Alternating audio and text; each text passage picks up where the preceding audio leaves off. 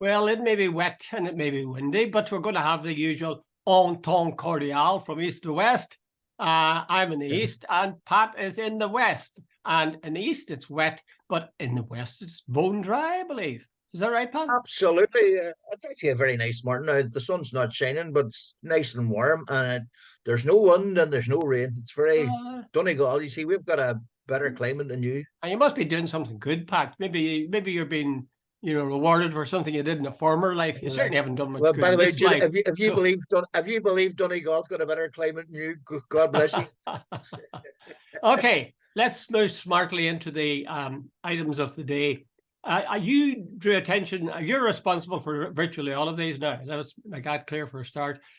You mentioned the fact that the bookies are now taking odds on a border poll being held, and you think that's significant straw in the wind? Yeah, Jude, I think we mentioned this on Monday, but I think you sort of said you seem to be sort of slightly cynical about it all, about whether it's happening at all. Jude, I am of the opinion that it's actually gathering speed at some considerable, and I think the whole thing is exploding exponentially. Like this week, we had Micheál Martin, Lough Varadkar, and Colm Eastwood all singing from the same hymn sheet about the right to a nationalist to talk about Irish unity after Heaton Harris's sort of comment to Lough Varadkar that his remarks on Irish unity were unhelpful. So there's this whole thing's going. It's happening, Jude. And I know when you got Dublin and Belfast, particularly the Nationalist Committee, all talking about not Sinn Féin, the Irish unity. You know that things are happening. Jude, go now, get your Irish Times, your Irish Independent, and I give you a guarantee somewhere in every newspaper you'll see, any sort of real newspaper, the subject of Irish unity about border poll is now a live issue. Jude, it wasn't, and before Brexit 2016, I always say that was the catalyst that changed everything. Before 2016, it was rarely mentioned. It is now a daily occurrence. And I'm saying when the bookies are now, I think it's 64 now, they're saying before 2030, there's going to be a border poll, or is it 46? I'm like, what? I'll tell you what it is, Pat. And this is, I got quite excited when I heard, like you, when I heard that the bookies were taking odds. I mentioned Boyle Sports. So I shot over to Boyle Sports and I confirmed it today. They're offering that there will be a border poll 5-6. And that there won't be a border poll 5-6. Yeah. You with me? Yeah. So I'm never quite sure what those odds mean, but I think that's saying, it's near to even money, isn't it? If you give me £6, you'll probably get, you win that, you'll get 5 back, or nearly 6, the same money, essentially. But the fact that they're giving the same odds for a border poll and for no border poll is really what they're saying is we don't know. Is that not true? Yeah, but not just a couple of years ago, you would have had to give a sort of 1 to 100, if you know what I mean. You nearly have to get 100 to get one back. It's switched substantially, and I'm not. I'm open to correction, but I thought they were on sort of 64 or 46. I can't remember now. To tell you, I looked at it. Boyle Sports. I looked at them just before we come on here, and they were 5-6 for a no and 5-6 for a yes. Actually, so that's 50-50. Huh? That's 50-50. Just about 50-50. Yeah. But I mean, if you think about it, they're saying we'll offer odds of 50-50 on there being a border poll. We'll offer 50-50 on odds of no border poll. I think that makes them the alliance party of the betting world. Jude, if a lot of people put on money and there is a border poll, that was supposed to be a joke.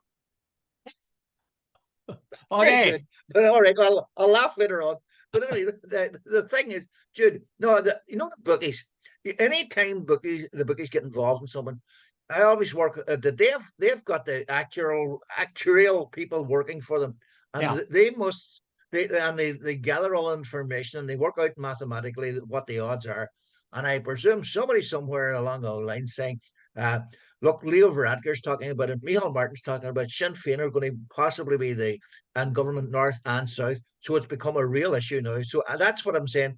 that we're living in times of change, Jude. And the reason I mentioned the fact that the bookies, what I always noticed in the past, when the bookies get involved, it usually happens. Yeah, that's true. I must say I got quite excited when I saw that the bookies were giving odds. But then when I hurried over and saw 5-6, 5-6 either way, I was a bit less impressed, to be honest with you. I think that'll be interesting to see over the next, maybe year. Does that change? That'll be the interesting thing. Do the odds lengthen, or do they go tighter again? For example, if the odds for a border poll, yes to a border poll, were 1-5, now that's interesting. But at the moment, I think they're playing their bets, carefully. Incidentally, this links with another item that you mentioned, and that was the fact that so many people are talking about it. For, as you say, Varadkar, Martin, Eastwood, that they're all in a rare show of unanimity are talking about unity. And your question was, why is it that the people say, people like Heaton Harris and so on, that it's wrong and disruptive and so on to talk about the possibility of Irish unity, but it's okay to live non-Irish unity? Yeah. Yes, I'll reverse. Tell me, because I'll wait for your view. Okay, here's my theory. I think that people, by and large, dislike change. There's a kind of a law of stasis, and you're asking people to change the way things are done. Now, most people don't like that. Most people don't like that. We Irish people say things, sure, it'll do rightly. It'll do the way it is. We tend to, and I think people all over the world actually tend to stay with what they've got. What was it? Keep the hand of nurse for fear of something worse. I used to say that about Thatcher. No, what would be worse than Thatcher? I can't imagine. But I honestly do think that, the status quo is the natural thing that people cling to. The only thing I think that'll encourage them to move out of it is some disruptive event, or if conditions get sufficiently bad. And I think somebody mentioned that. Was it Blair or someone said, if you, no, it wasn't Blair, it was somebody in the English Parliament.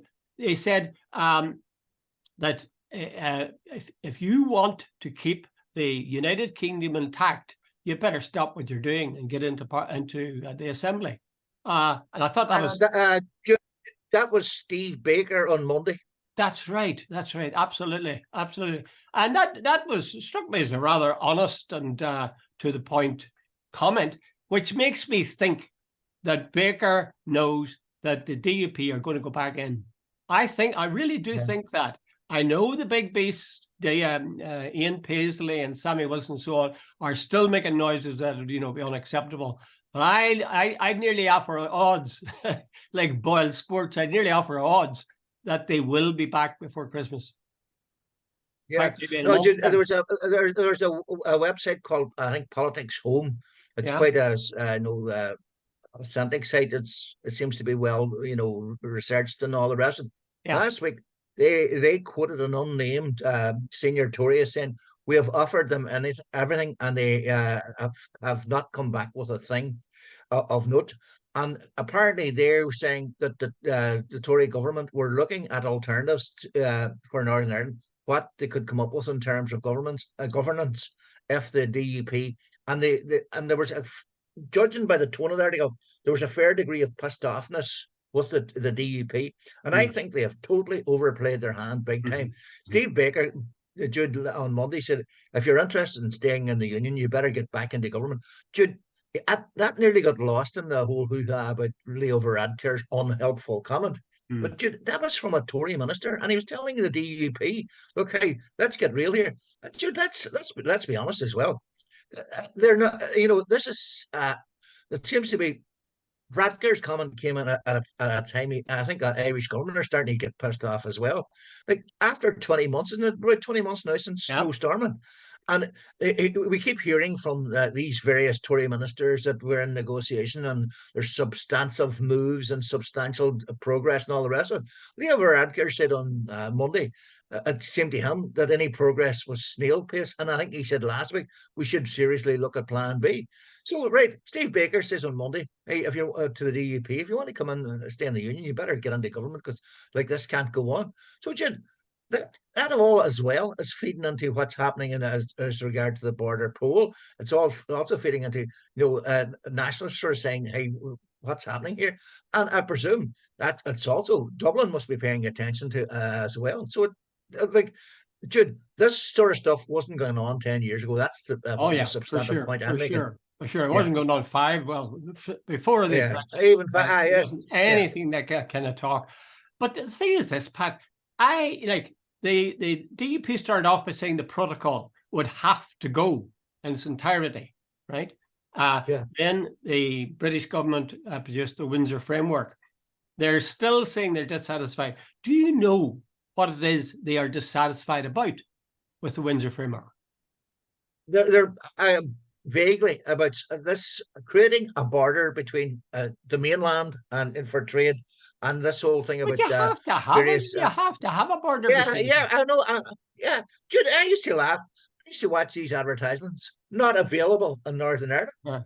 Like that was before any Windsor Framework or and it was various products like even insurance, certain products that physical products that you couldn't they wouldn't send over to Northern Ireland and so on. So what's and then by the way too, when I remember what do you call that cattle disease of some years ago, the island of Ireland, they insisted foot and mouth. They insisted that the island of Ireland, be treated differently to the rest of the UK. This was Ulster Farmers Union. So what the hell is it? Like it's a different island. So and so on. But anyway, bottom line is, Jude, it's a lot of it is very technical and so on. But as you used to keep telling me that it's psychological that they're going to be treated different and they'll be part of the EU when the rest of the UK will not. I think that's what it comes down to, and they'll have to look at that really in a realistic way, because they made noises that if they had the green channel and the red channel, that'd be better. Like there's nowhere, there's nothing more the British government can do, as far as I can see, to make the DUP see sense. And the sooner they do it, the better for themselves. But personally, because as you say, every day they stay out, it's another step towards a border poll. People will not change except they're really fed up with the way things are. So, the DUP are making sure that we all are pretty well fed up with the way things are. Wasn't there a big business seminar earlier this week? And, one of the big selling points, I think, is her name McGuinness? I can't remember. She's the Chamber of Commerce in Belfast. She said one of the big selling points was the fact that they could go into both the UK and EU market. And a lot of the visiting American guys were very impressed with this. Jude, instead of being a minus as the DUP and the loyalist community are playing it, if they really were serious, it's a massive plus, and we all know it's a massive plus. Yeah, but what isn't a massive plus is for the investors to look around and see no government in place. Political instability. Bad news for people who are investing in this 6-county state. So if they maintain that, they're going to damage, well, not only are they damaging at present health service, education, so on, all sorts of decisions that can only be taken by the Assembly or by the Executive, they're also leaving themselves open to a long-term disaster or medium-term disaster. There was I think this whole thing too on the ground starting as well.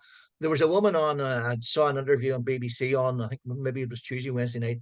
She's got a cancer diagnosis, and she got a test done, and she'll be told it could be up to 6 months before anybody can do anything about it. Like, Jude, and there was also, I think it's a Southern Health Trust. Jude, that's not good enough. It used to be 2 weeks. Now apparently it can be up to when you did the test, you get the results back and within 2 weeks, and now apparently it can be between 3 and 6 months. Pat, can you imagine? I mean, God forbid it would happen, but can you imagine if that one of your nearest and dearest was to have that diagnosis and then face that kind of a waiting list? Yeah. Because I mean, that everybody knows that every day missed of treatment is bad news and can't be reversed. Absolutely. Yeah. I wonder, do these guys ever examine their conscience? You know, maybe instead of asking Martin McGuinness, when did he last go to confession, you could ask Jeffrey Donaldson, when did you last go to church? Because Jeffrey's quite a religious guy. He wears that little fish in his lapel, doesn't he? That's a Christian symbol. Yeah.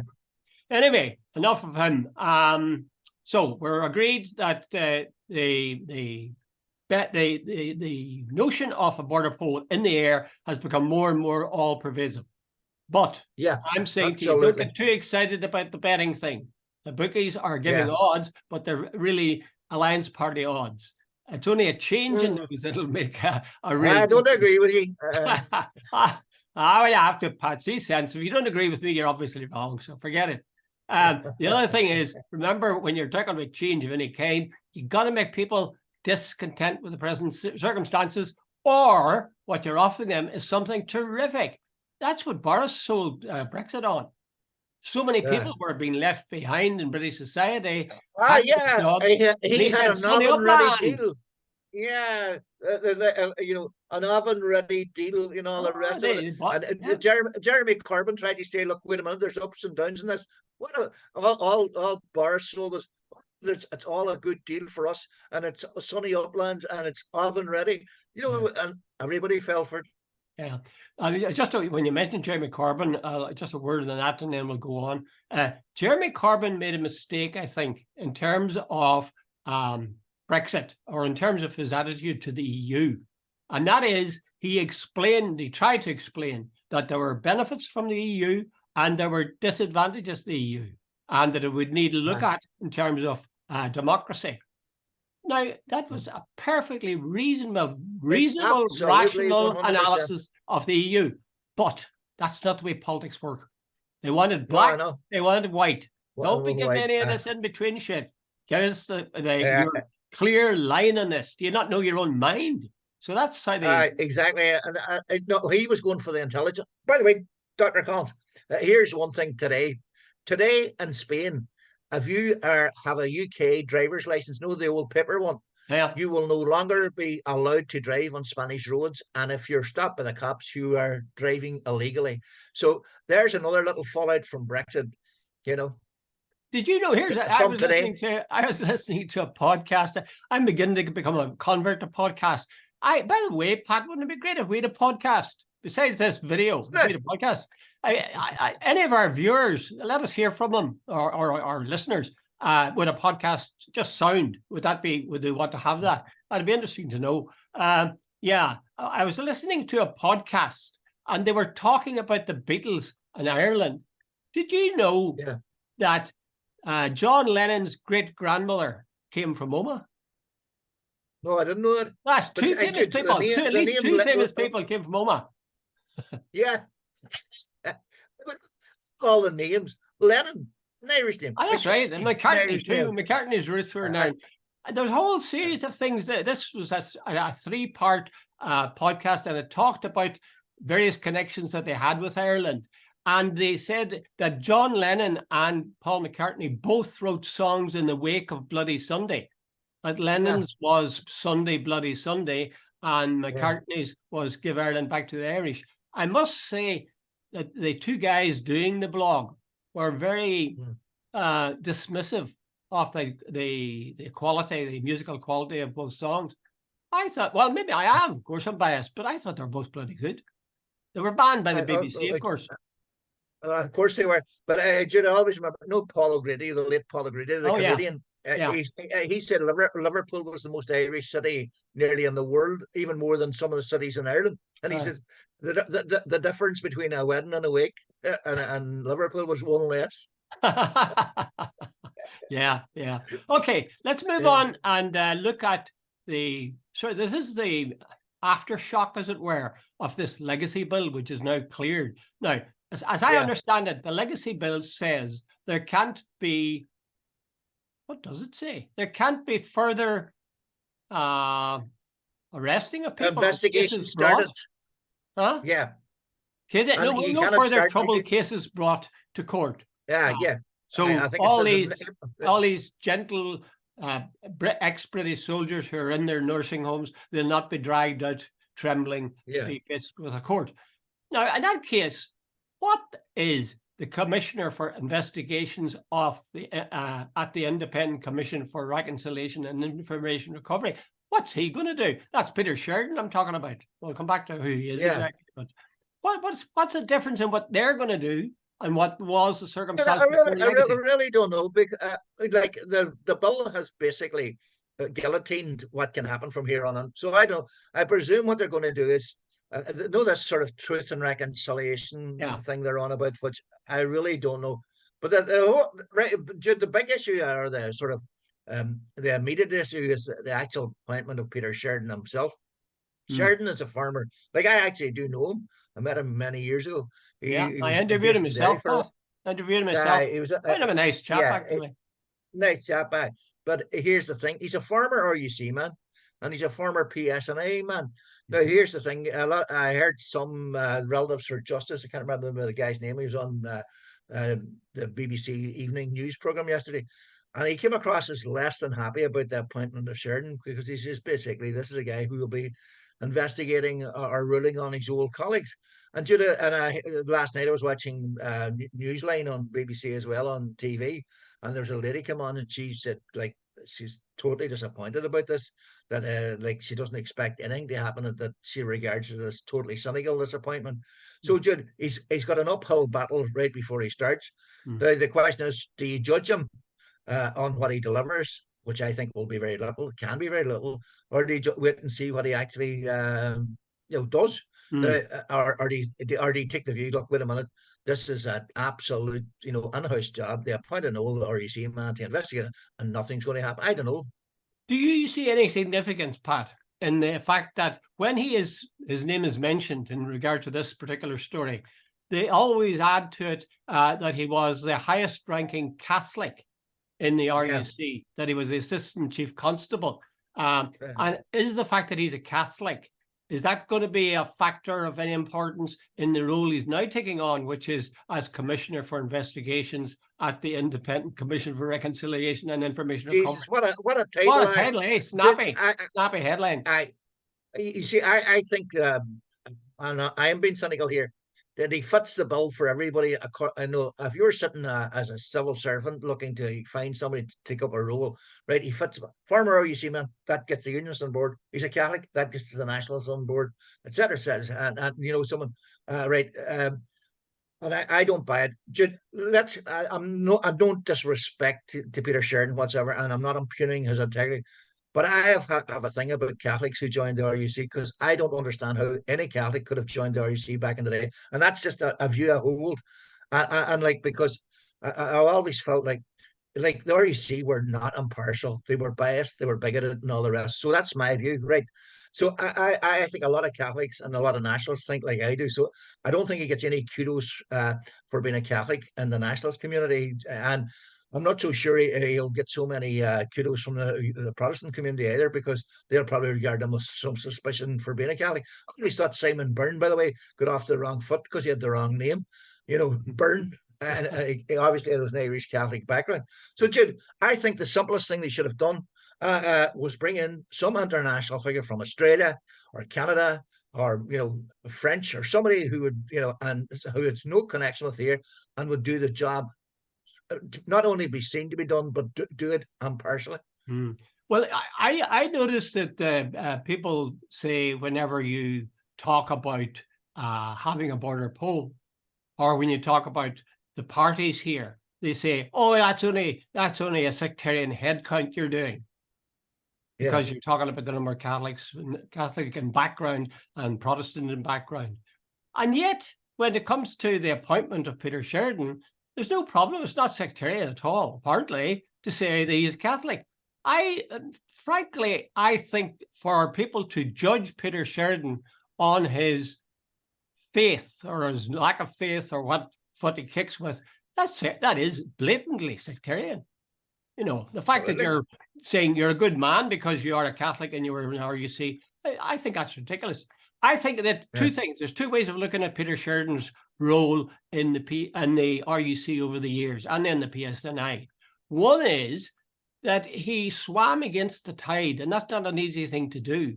He came from a Catholic nationalist background, and yet he was prepared, I suppose, put his life on the line as an RUC man, whereas the great majority of Catholics wouldn't have done it. So if you look at it in those terms simply, it was a courageous act. And I've always admired people who are willing to swim against the stream. For a second. But then there's another way of looking at it, and that is this. You remember, what's his name? He used to be the leader of the SDLP, Lord. Jerry Fitt. Yeah, Lord Fitt. When I mentioned that, I remember mentioning him to my mother at one stage in her later years, and her reference was to him as that old turncoat. So when Jerry Fitt chose to join the establishment in Britain, became a lord, went on his barge up the various canals in England, he clearly was, siding with British. And that's fair enough. He's got every right to do that. That's his choice. But let's not kid ourselves that the fact that he was a Catholic or came from a Catholic background has anything to do with it. It's nothing to do with it. Judge him on what he does. The same with Sheridan. Why bring in the fact that he's a Catholic, except you've got a sectarian view and things? That's my particular rant for today, Pat. But if I always, I was told that Jerry, I'm not Jerry Fitt. I was going to say Jerry Adams there from it. Jerry Fitt was. There is a difference. There is a difference, yeah. Way back in the 50s was a Republican socialist, and I was told many years ago that one time he arrived in Derry and he had a gun under his overcoat. So I don't know whether that's true or not, but I remember being very clearly being told that. And then when he ended up an absolute sort of altar boy for the British establishment. Knelt at the altar. It's strange the way people go.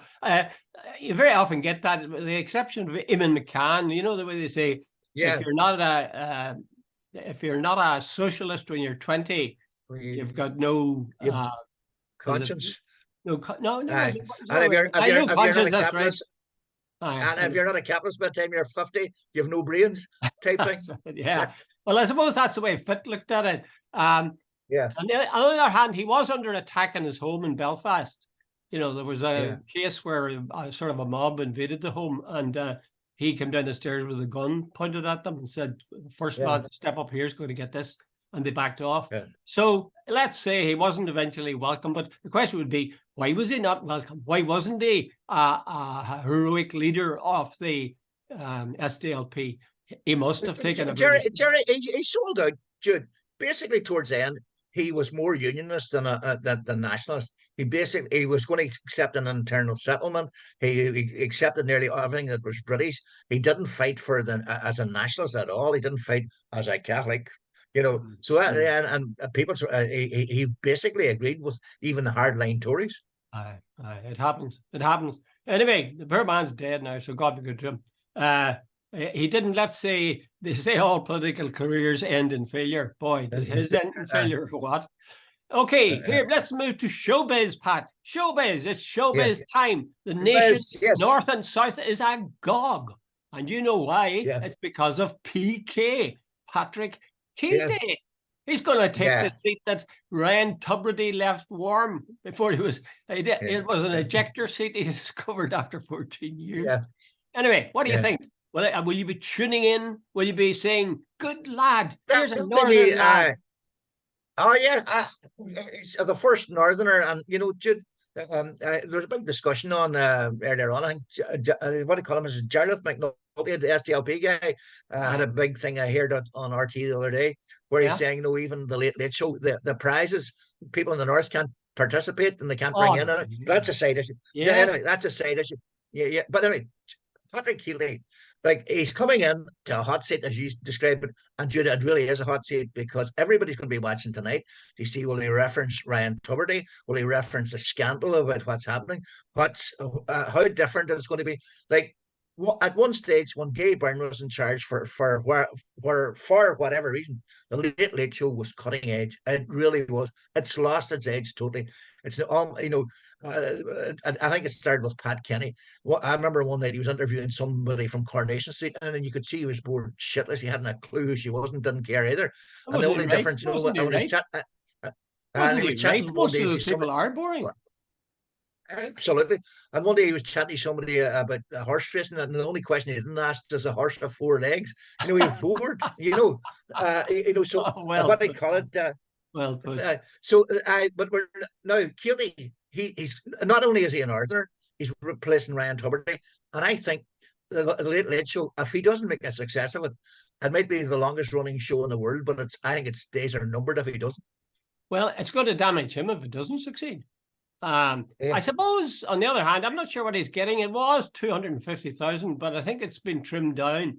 And he is very wisely a nice PR move. It shows he is astute in that respect, public relations. He is not taking the money for flying in from England each week yeah, and back again. Because there'll be a lot of yeah. people would say, what's going on here? Isn't there something? And I'd still ask a question, even he is paying the money.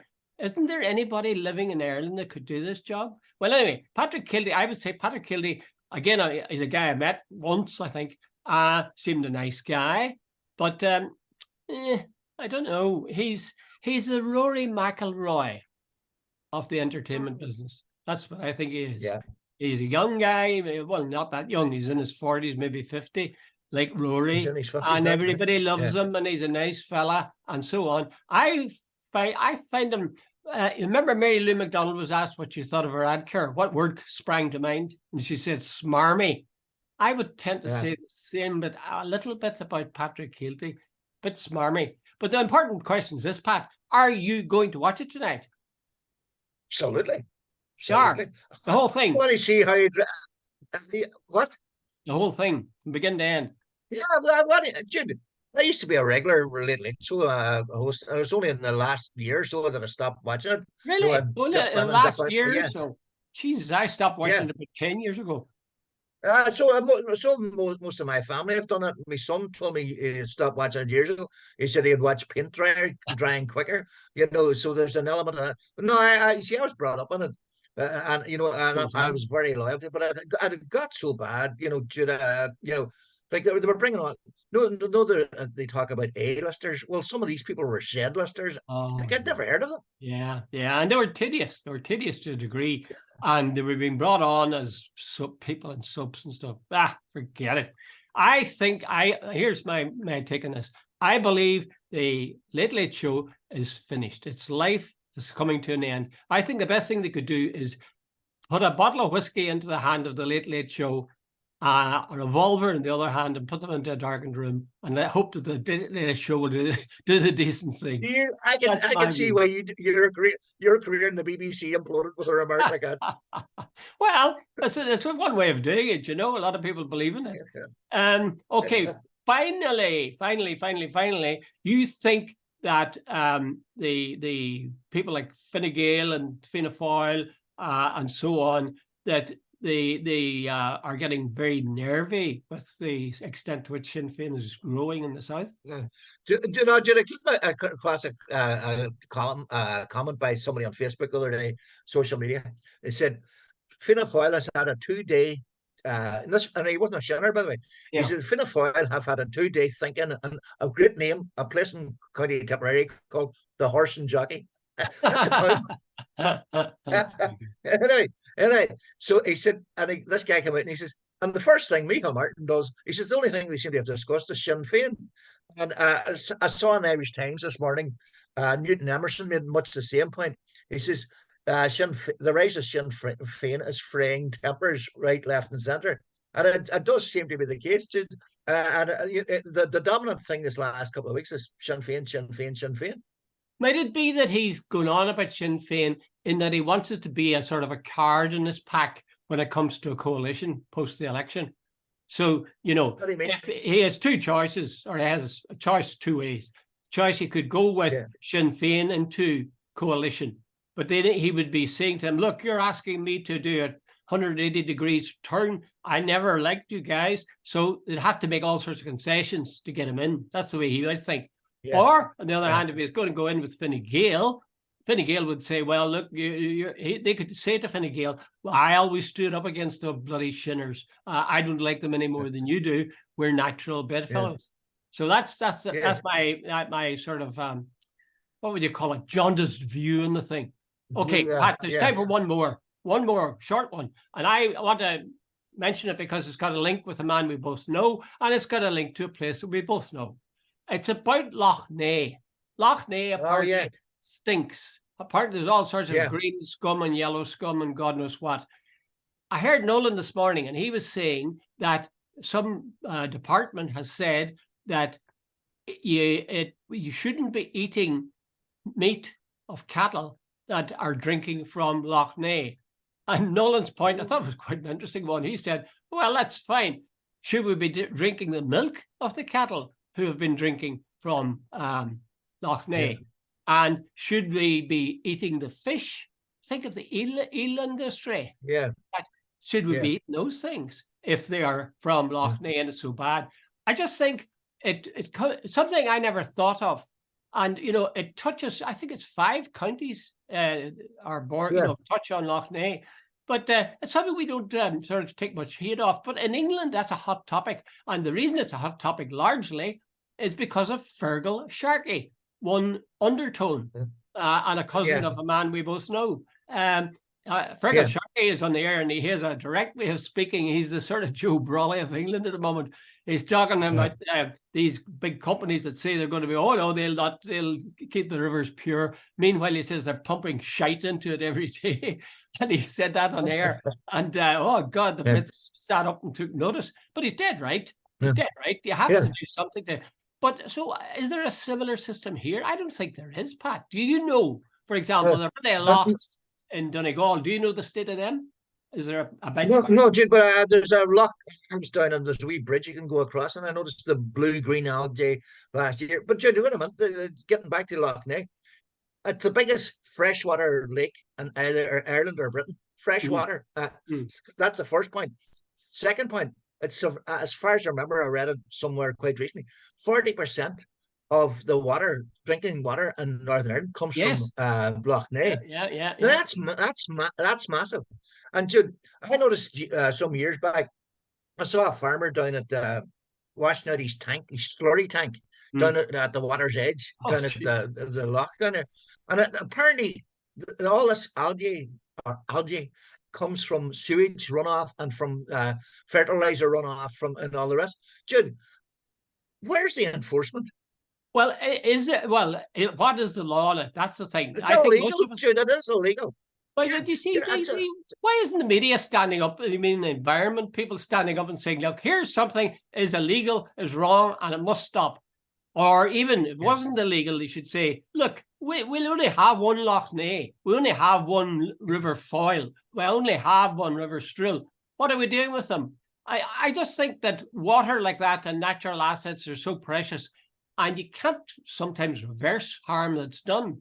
I take off my hat to Fergal Sharkey for really speaking up in England, and it's a pity there wasn't somebody like it here. Just to cut across you for a second, there's a guy called, I think, Jared McCourt. 30 seconds. A fisherman. He's a fisherman on Lough Neagh for more than 30 years, and he says it's game over for the Lough because he says the damage is so severe. Oh, wow. I wonder, he couldn't be right, could he? Couldn't be right. You mean we'd be saddled with a dead Lough forever? Oh, that really is dispiriting. Oh, God, Pat, you'll have to tell us a joke or something. You'll have to sing a song. Give us a laugh. No song, no laughs. All right, Pat, very good. Thank you. All the best, Jude. See you Good luck. Bye.